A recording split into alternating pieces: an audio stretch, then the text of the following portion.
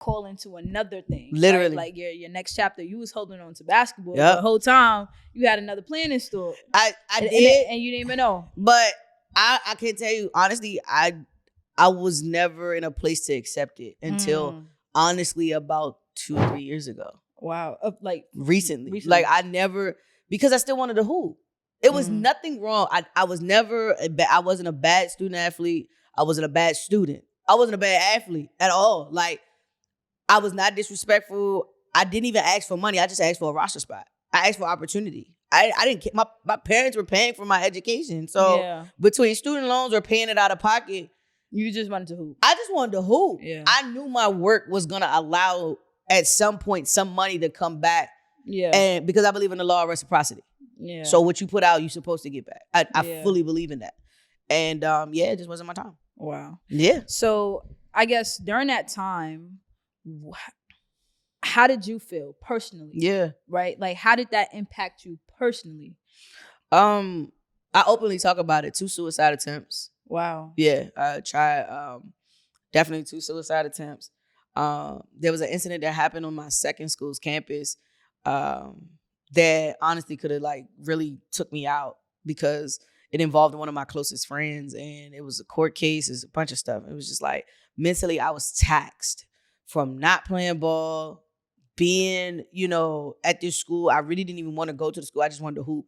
And honestly, I got to the point where I didn't even care what school I went to. I just wanted to play. Wow. So yeah, it just, emotional eating, identity crisis in the worst way. I trusted nobody. Like nobody. I didn't even trust myself. I wouldn't look at myself. I wore a lot of black clothing. Like now I wear it because it's cool. Yeah. But I identified the fact that it literally like took a toll on me. Even to the point that to this day, I don't ride in my car. I'm privileged enough and blessed enough to have a car that has a sunroof. At the time, nice, by the way. Thank you, I appreciate it. and my old car didn't have one, and I realized that I felt closed in, and so like not having the light to change my mood at the time, I realized like everything started to play. I just started becoming so analytical to the point that I overthought, which was bad, and then I understood, which was good. So it was like I had to now weed out the overthinking because now I'm second guessing everything that I normally would just go full throttle in. My risk taking diminished.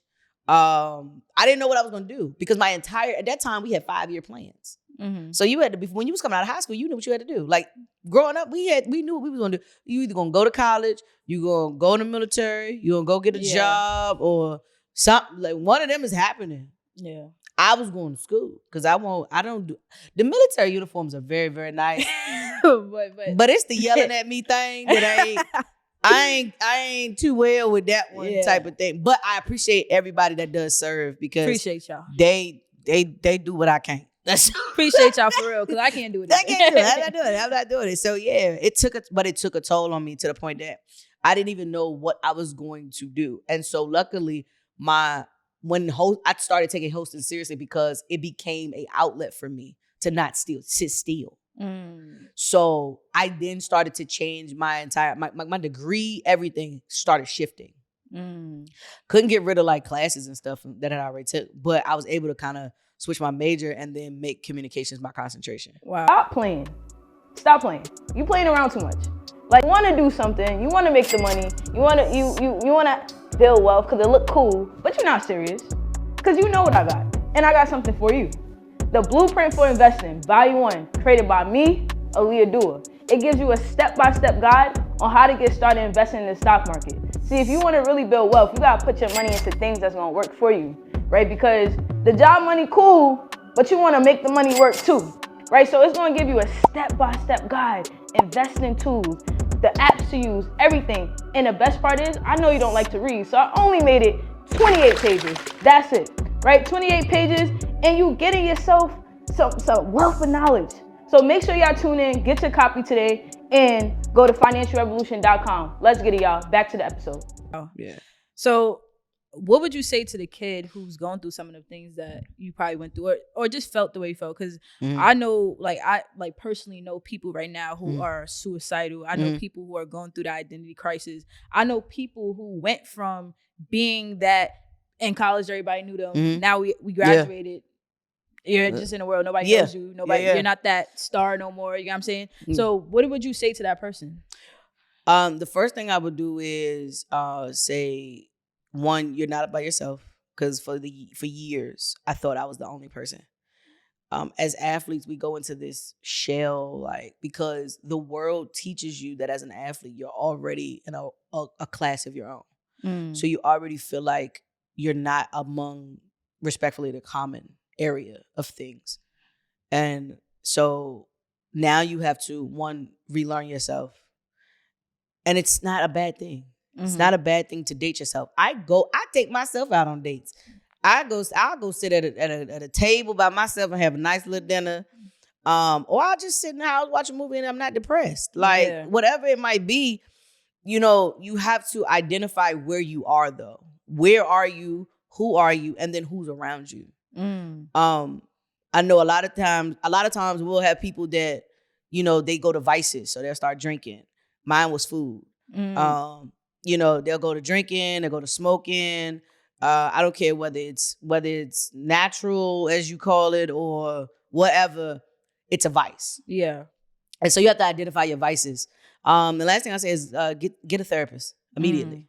I just started therapy. Yeah, I'm telling you. I just started therapy. I'm trying to tell you. Last week was my first time. Really? Don't. You can just. This is my advice, but everybody can do what they need to.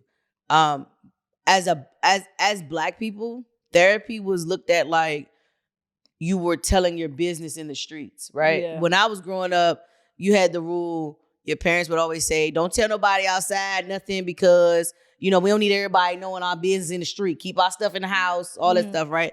Yeah, keeping it in the house is the reason why our parents were stressed out too. Yeah. I can't live a stressed life when biblically it already says the days of the world are full of trouble. Why am I going to add more trouble on top of the days that I already know that's coming for me? I just don't know when they're coming. Yeah. So therapy alone just allows you to be able to say, hey, I need some help.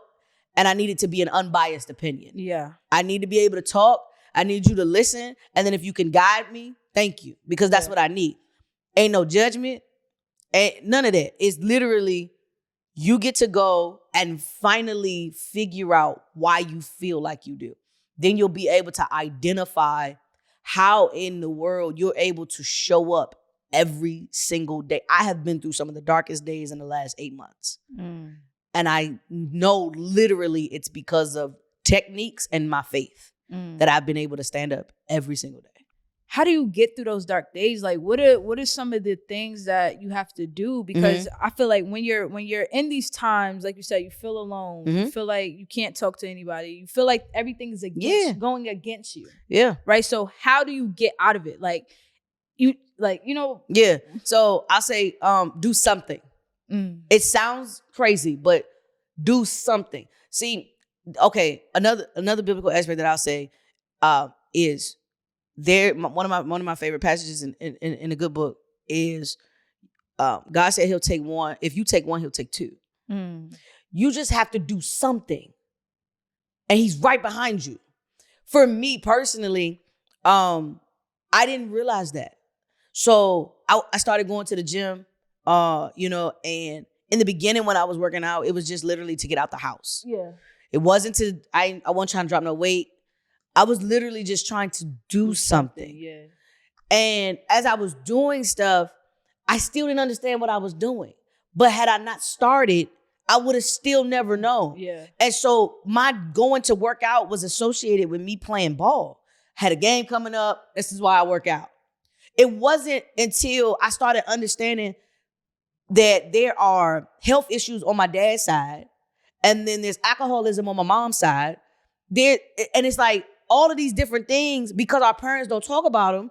When you finally start doing stuff for yourself, that's when everybody start talking about stuff. Because they want to ask you questions. Like your parents will literally want to ask you questions about what your journey looked like. Yeah. Because they curious too. Because they honestly want to do it with you. Yeah. But they're still scared because they don't want to be looked at crazy because they battling their own stuff that they never even got through. So I would say do something. I don't care if that's write it down. Because even with my clients, I tell them the first thing we're going to do is we're going to write out your entire story. I need you to get it off your chest. So if you can, the first thing, if you needed to do something directly, get a piece of paper, write it down. Don't type it, write it. It's very intentional when you write it. And I don't care who you cuss out. I don't care if you name everybody. Seriously. Because you got it in you. Yeah. So you want to get it out of you. Yeah. You want to get it out of you. So write it out, put it in an envelope, and bury it. No, yeah. That's one of the things that I've been working on in the last couple of months, because I realized that, like, what's good, y'all? Are y'all having a hard time starting conversations in large rooms? Do you need to find more effective ways to draw attention to yourself without wearing a fancy outfit? I figured out a hack. You need some Financial Revolution merch.